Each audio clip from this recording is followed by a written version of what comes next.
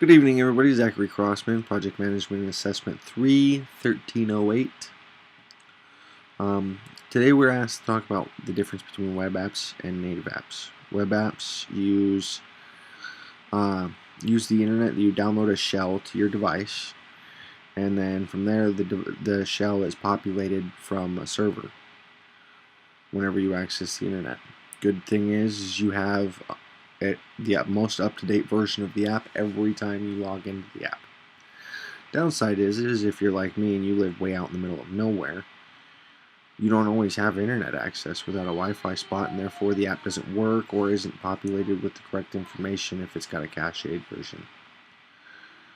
Native apps, on the other hand, only need to be downloaded the one time, and they'll continue to work without the internet.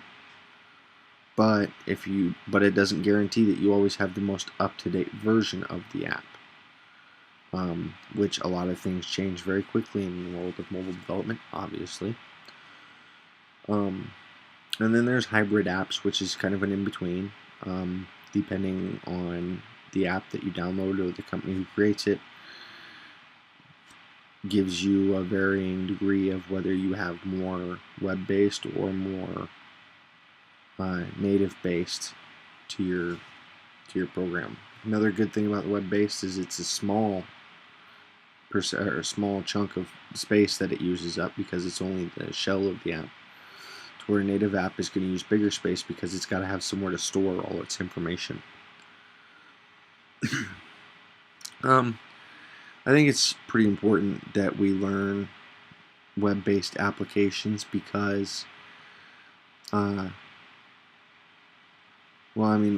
look at all the different mobile websites and stuff that have to be created. Stuff like Expedia and stuff like that are good examples of web apps on your phone, and they're written so that they can be updated and used and everything. But Expedia is not meant to be used offline. It's only meant to be used online. Apps like that are. So you need to be able to learn both sides of it. You can't just learn one side of it. And who really wants to do things, halfway like that? Just learn half of it and not the other half. Anyways, I think most of my apps on my phone, like I said, I live out here in the middle of the boonies, so most of my apps are native-based apps and games and such. But I do have some web-based apps like Expedia, and I have Facebook would be a good hybrid example. And like I said, most video games were probably, unless it's a multiplayer game online, you're accessing it through a web on your phone. Most games are going to be native-based. And that pretty much concludes my video. So thank you for watching. I look forward to enjoying this class. Have a good one.